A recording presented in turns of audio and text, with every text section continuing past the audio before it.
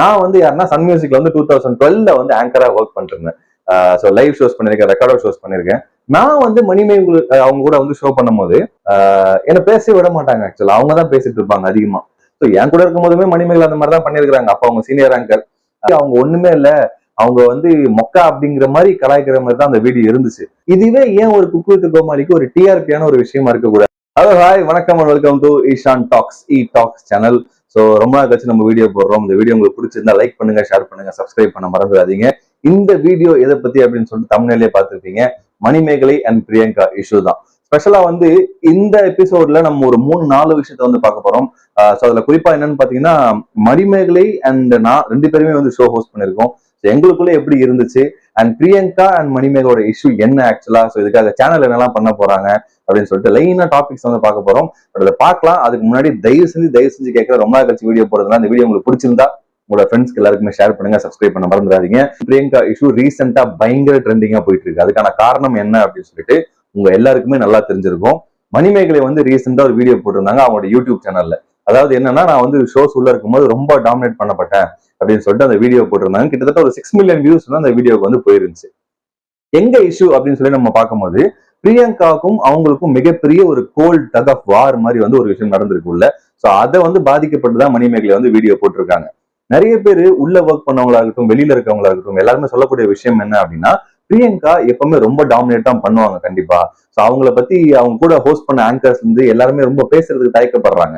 அதுக்கான காரணம் என்னன்னா, சோலோவா ஒரு ஷோ பண்ணும்போது ஆஸ் யூஷுவல் வந்து சிரிச்சு அப்படி இப்படின்னு பண்ணிட்டு போயிடுவாங்க. கப்பலா வந்து ஒரு ஷோ பண்ணும்போது பாத்தீங்கன்னா அவங்களோட டாமினேஷன் ரொம்ப அதிகமா இருக்கும். எந்த மேல் ஆங்கர் வந்தாலுமே அவங்க தான் பயங்கரமா பேசிட்டு இருப்பாங்க, வளவலன்னு எதோ பேசுவாங்க. சோ நமக்கு பார்க்கும் போது தெரியும் அவங்க தான் வந்து பயங்கரமா டாமினேட் பண்றாங்க அப்படின்ட்டு. பட் மணிமேகலையை பொறுத்த வரைக்கும் அவங்க வந்து புது ஆங்கர் கிடையாது. ரொம்ப வருஷமா வந்து ஆங்கரிங் பண்ணிட்டு இருக்காங்க. சன் மியூசிக் லைவ்ல பாக்குறோம். சோ அதுக்கப்புறமா விஜய் டிவி வந்து கேபிஓ சாம்பியன்ஸ் பண்ண ஆரம்பிச்சாங்க. சோ அதுக்கப்புறம் தான் வந்து குக்கு வித் கோமாளியில கோமாளியாவும் வந்து இப்போ வந்து ஆங்கர் ஆயிட்டாங்க.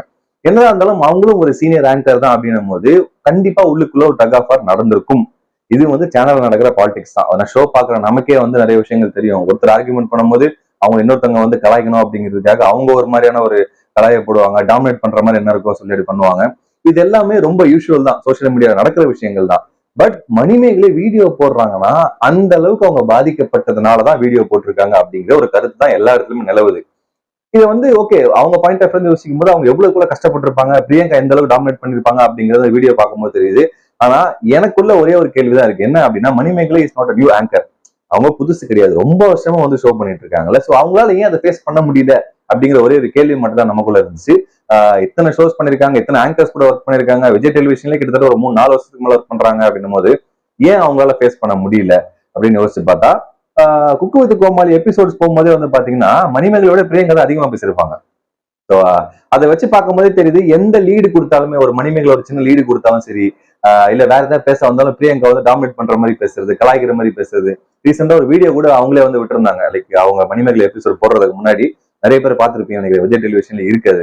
மணிமேகலை எப்படி ஷோ ஹோஸ்ட் பண்றாங்க அப்படிங்கிறத கலாய்க்கிற மாதிரி வீடியோ போட்டிருந்தாங்க.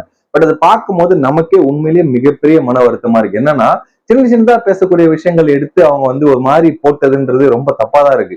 ஒருத்தரை கலாய்க்கலாம், பட் ஓவர் எக்ஸ்ட்ரீம் போய் அவங்க ஒண்ணுமே இல்ல, அவங்க வந்து மொக்கா அப்படிங்கிற மாதிரி கலாய்க்கிற மாதிரி தான் அந்த வீடியோ இருந்துச்சு. சோ அதை பார்க்கும்போது நமக்கே வந்து ஒரு மாதிரி என்ன பிரியங்கா அவ்வளவு டாக்ஸிக்கா பண்றாங்களா அப்படிங்கிற மாதிரி ஒரு விஷயம் தான் தோணுச்சு. இப்ப பாக்குற நமக்கே அப்படி இருந்துச்சுன்னா இப்ப மணிமேகலைக்கு வந்து எந்த அளவுக்கு ஹர்ட் ஆயிருக்கும் அப்படின்னு யோசிச்சு பார்க்கணும். சோ அதோட மன வருத்தத்தை தான் வெளில தெரிவிச்சிருக்காங்க. அங்க இருக்கக்கூடிய கோமாலிஸா இருக்கட்டும், இல்ல வந்து குக்குங்களா இருக்கட்டும், யாருமே வாயை திறக்கல.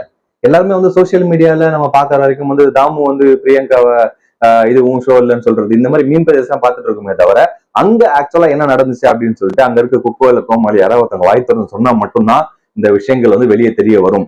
ஆக்சுவலா யார் மேல ஃபால்ட் அப்படின்னு சொல்லிட்டு பிரியங்காவும் வந்து ஷோ ஆல்மோஸ்ட் டிக்ளேர், அவங்க தான் வின்னர் அப்படிங்கிற மாதிரி டிக்ளேர் பண்ண போறாங்க. அவங்க வந்து இப்போ ஃபாரின் போயிட்டாங்க. ஆக்சுவலா அவங்க சைட்ல இருந்து எந்த ஒரு வீடியோஸுமே எந்த ஒரு தகவலுமே வெளியில விடல. மணிமேகலை சொன்னது பொய்யா அந்த மாதிரி எதுவுமே விடல. பட் ஓவராலா நம்ம கால்குலேட் பண்ணி பார்க்கும்போது எப்படி தெரியுதுன்னா, ஒரு சைட்ல மணிமேகலையோட ஒரு வருத்தத்தை தெரிவிச்சிருக்காங்கன்ற மாதிரியான வீடியோ, இன்னொரு சைட்ல இதுவே ஏன் ஒரு குக்கு வித் கோமாளிக்கு ஒரு டிஆர்பியான ஒரு விஷயமா இருக்கக்கூடாது. ஏன்னா ஆரம்ப கட்டத்துல இருந்து குக்கு வித் கோமாளி வந்து பாத்தீங்கன்னா ரொம்ப டவுனா போயிட்டு இருக்கு. ஏதாவது சின்ன சின்ன விஷயங்கள் உள்ள கொண்டு வந்து அதை ஒரு ட்ரெண்டிங் மாதிரி மாத்தி அப்படிதான் வந்து நிறைய விஷயங்கள் பண்ணிட்டு இருக்காங்க. ஸ்பெஷலா ராமர் ஆகட்டும், இப்ப ஜோயா வந்தாங்க, ஜோயா தங்கத்துறை ஒரு பிரச்சனை வந்துச்சு. அப்புறம் வந்து மாதம்பட்டி ரங்கராஜா வந்து குறைஷி பயங்கரமா கலாய்க்கிறாருன்னு வந்துச்சு. அப்புறம் புகழ் வந்து திருப்பி திருப்பி ரிப்பீட்டட் காமெடியா பண்ணிட்டு இருக்காரு, ஃபீமேலிசம் பயங்கரமா இருக்கு, லைக் பொண்ணுங்களை மட்டும் தான் வந்து ரொம்ப கலாய்க்கிறாரு அப்படிங்கிற மாதிரி நிறைய விஷயங்கள் வந்துச்சுல. இது எல்லாமே டிஆர்பிக்காக பண்ணக்கூடிய விஷயங்கள் தான். அந்த டைம்ல ஒரு லீட் எடுத்தா அந்த ஷோ வந்து பீக்ல போகும். ஏன்னா அந்த குக் வித் கோமாளி போன சீசன்ஸ் வரைக்கும் பண்ணது யாருன்னு பாத்தீங்கன்னா மீடியா மேசன்ஸ் அப்படிங்கிற ஒருத்தவங்க தான் பண்ணாங்க. அவங்க தான் வந்து ப்ரொடியூஸ் பண்ணி விஜய் டிவிக்கு வந்து கொடுப்பாங்க அந்த எபிசோட. இந்த இந்த குக் வித் கோமாளி சீசன்ல வந்து அவங்க கிடையாது.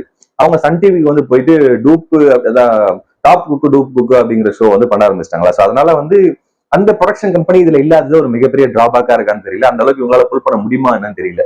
ஸோ எங்கேயோ ஒரு இடத்துல லேகிங் இருக்கு, எங்கேயோ ஒரு இடத்துல ஒரு விஷயங்கள் நடந்துட்டு இருக்கு. பட் ட்ரெண்டிங்ல வர்றதுக்கு என்ன பண்ண முடியுமோ அதை பயங்கரமா பண்ணிட்டு இருக்காங்களோ அப்படின்னு எனக்கு தோணுது மெயின்ல. சரி, ஓகே, அவங்க இஷ்யூ வந்து எக்ஸ்பிளைன் பண்ணிட்டாங்க. பிரியங்கா வந்து இன்னும் அதுக்கு ஆன்சர் பண்ணல எதுவுமே. ஸோ ஓவராலா சோசியல் மீடியால பயங்கரமா கத கத கதன்னு போயிட்டு இருக்குன்னா மணிமேகலை தான் பெஸ்ட், மணிமேகலை வந்து ரொம்ப டாப், அவங்களே அப்பெல்லாம் டாமினேட் பண்றாங்க அப்படிங்கிற மாதிரி கேள்விகள் தான் வந்துட்டு இருந்துச்சு. இப்போ என்னோட விஷயத்துக்கு வருவோம். நான் வந்து யாருன்னா சன் மியூசிக்ல வந்து 2012 வந்து ஆங்கரா ஒர்க் பண்ணிட்டு இருந்தேன். ஸோ லைவ் ஷோஸ் பண்ணிருக்கேன், ரெக்கார்டர் ஷோஸ் பண்ணிருக்கேன். நான் வந்து மணிமேகலை அவங்க கூட வந்து ஷோ பண்ணும்போது எப்படி இருக்கும்னு பாத்தீங்கன்னா லைவ் ஷோஸ்ல இப்போ 2 பேர் டாக் பேக் போட்டிருப்பாங்க, 2 மைக் இருக்கும். லைவ்ல வந்து போனோம்னா யாராவது ஒருத்தர் தான் பேச முடியும். 2 பேர் பேசணும்னா வந்து கஜ கஜ கஜ கஜன்னு யூஸ்வலா இருக்கும் லைவ்ல. அது அப்படிதான் இருக்கும் லைவ் ஷோனாலே.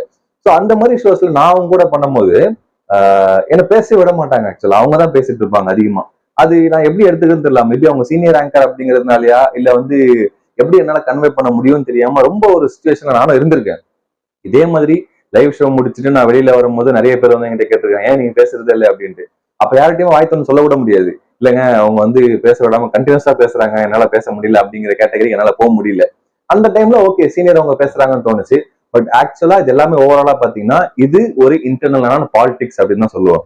எல்லாருமே சேனலுக்குள்ள தக்க வச்சுக்கிறதுக்கு பயங்கரமா பேசணும், நல்லா ஸ்கோர் பண்ணணும் அப்படின்னு தான் நினைப்பாங்க. இப்ப கூட குக் வித் கோமாளி நீங்க பாத்தீங்கன்னா மணிமேகலை அதிகமா பேசுறாங்க, ரக்ஷன் கம்மியா பேசுறது. அதுக்கான ரீசன் என்ன அப்படின்னா நிறைய எபிசோட்ஸ் கிடைக்கணும், நிறைய ஷோஸ் கிடைக்கணும், புது புதுதான ஷோஸ் எல்லாம் அவங்களுக்கு கிடைக்கணும் அப்படின்னு சொல்லிட்டு எல்லாருமே அவங்களோட திறமையை வந்து காமிக்கணும் அப்படின்னு சொல்லிட்டு அந்த ஒரு ப்ரெஷரைஸ்ல இருப்பாங்க.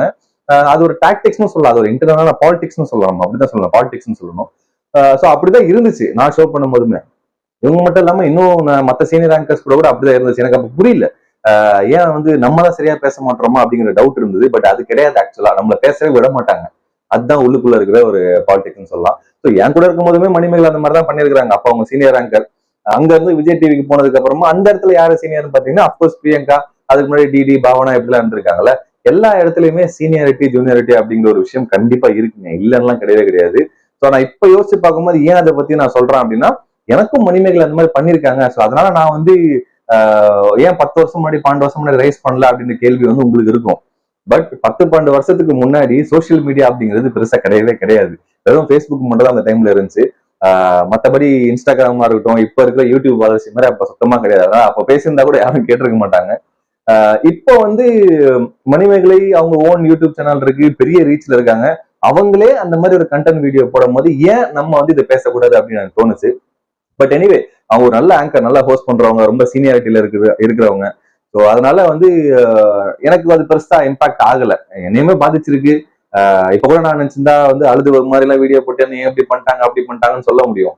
பட் அவங்களோட கேட்டகரியில இப்ப நானும் அந்த சீனியாரிட்டி வரும்போது என்னோட கேட்டகரியில யோசிச்சு பார்த்தா அது கரெக்டா தான் படும். Okay, come back to Manimegalai and Priyanka show. இந்த இஷ்யூ வந்து எப்படி சார்ட் அவுட் ஆக போகுது அப்படிங்கிறது சத்தியமா யாருக்குமே தெரியல.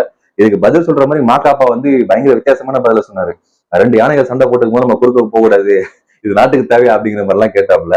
அவரு வந்து நைஸா நழுவி விட்டாரு. எத்தனைக்கும் பிரியங்காவோட க்ளோஸ் ஃப்ரெண்ட் தான் மாக்காப்பா. அவரே தெளிவா ஒதுனதுக்கு அப்புறம் மக்கள் வந்து ரொம்ப போட்டு அதை குழப்பிட்டு ரொம்ப சண்டையெல்லாம் போட்டு அதை வந்து பெருசா நினைச்சுக்கவே வேணாம், ஃப்ரீயா விட்டுருங்க.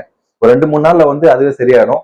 மணிமேகலைக்கு ஒரு 6 மில்லியன் வியூஸ் போயிடுச்சு, அதை வச்சு அவங்க சம்பாதிச்சு போயிடுவாங்க, யூடியூப்ல பல லட்சங்கள் வந்துடும். பிரியங்கா அடுத்த ஒரு வீடியோ போட்டாங்கன்னா அதை வச்சு ஒரு பல லட்சங்கள் வந்துடும். நம்ம இந்த மாதிரி பேசி ஒரு வீடியோ போட்டோம்னா அதுக்கு ஏதாவது லட்சங்கள் வந்துச்சுன்னா சந்தோஷமா இருக்கும். பட் இது வரைக்கும் சேனல் மானிட்டைஸ் ஆகல.